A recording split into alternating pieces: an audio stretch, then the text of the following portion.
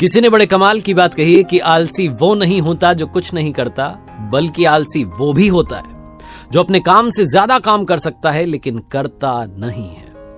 नमस्ते दोस्तों, मैं हूं आरजे कार्तिक। एक छोटी सी कहानी सुनाता हूं गधे की। एक बार एक गधा गांव में रहता था। बहुत पुराने जमाने की बात है। वो गधा उस गांव का इकलौता गधा था जिससे गांव वाले बड़ा काम करवाते थे। उस गधे का जो मालिक था दिन भर उससे काम करवाता था, और जब उस मालिक के पास में काम नहीं होता था तो अपने दोस्तों को देता कि भैया आज तुम इस गधे से काम करवाओ। बेचारे गधे को एक भी दिन आराम मिलता नहीं था। वो जीवन में परेशान हो चुका था कि पता नहीं मेरे जीवन का क्या होगा, मुझे कब आराम मिलेगा। उस गधे को लगता था कि काश कोई ऐसा रास्ता मिल जाए कि मैं गांव छोड़ करके भाग जाऊं। दरअसल वो जो गांव था वो घनघोर जंगल के बीच में था। उस जंगल में से बाहर निकलने का रास्ता उस गांव के लोगों को भी नहीं मिला था। गधा सोचता था कि इंसान रास्ता नहीं ढूंढ पाए, मैं क्या ढूंढूंगा। यही सोच करके बेचारा मरे जा रहा था, काम पे काम किया जा रहा था। एक रात में उसने डिसाइड किया कि अब मुझे इस गांव में 1 मिनट के लिए नहीं रुकना। रातों रात वो गांव छोड़ करके भाग गया। जंगल में ढूंढते ढूंढते ढूंढते ढूंढते उसने रास्ता निकाल लिया, और 7-8 दिन के बाद में वो जंगल पार कर गया, शहर में पहुंच गया। वहां जाकर के अपना खुश था कि चलो बढ़िया, गांव छोड़ करके आ गए, वो खराब मालिक छोड़ के आ गए।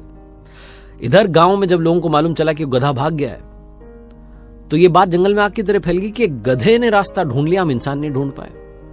और ये बात हो ही रही थी कि उस गांव के कुत्तों ने सुन लिया। कुत्ते सोचने लगे कि गधे ने रास्ता ढूंढ लिया, हम तो कुत्ते, हम तो दौड़ करके पार कर जाएंगे जंगल, क्या करना है इस गांव में, नई जगह चलेंगे। यही सोच करके कुत्ते, क्योंकि सूंघने की क्षमता ज्यादा होती है उनमें, सूंघते सूंघते गधा जिस रास्ते से गया था उसी रास्ते से निकल गए। 5-6 दिन में दौड़ते भागते पार कर गए, वो भी शहर में पहुंच गए। कुछ और जानवर थे, उनको भी लगा कि भैया यही रास्ता सही है, इसी से वो भी निकल गए। अब इतने सारे जानवर निकले तो एक हल्की सी पगडंडी बन गई, हल्का सा रास्ता बन गया। गांव वालों ने देखा कि रास्ता बन ही गया, अब हम भी जा सकते हैं। इन्होंने भी उसी रास्ते से आना जाना शुरू किया, और वो रास्ता जंगल से गांव, मतलब जंगल पार करके जाने का, शहर जाने का रास्ता बन गया। जब भी गांव से किसी को जाना उसी रास्ते से जंगल पार करके जाते थे।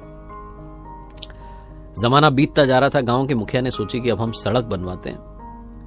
तो जाकर के अधिकारियों से शहर में मिले और जाकर कहा कि आप साहब सड़क बनवाइए, हमारे गांव में कोई सड़क नहीं है।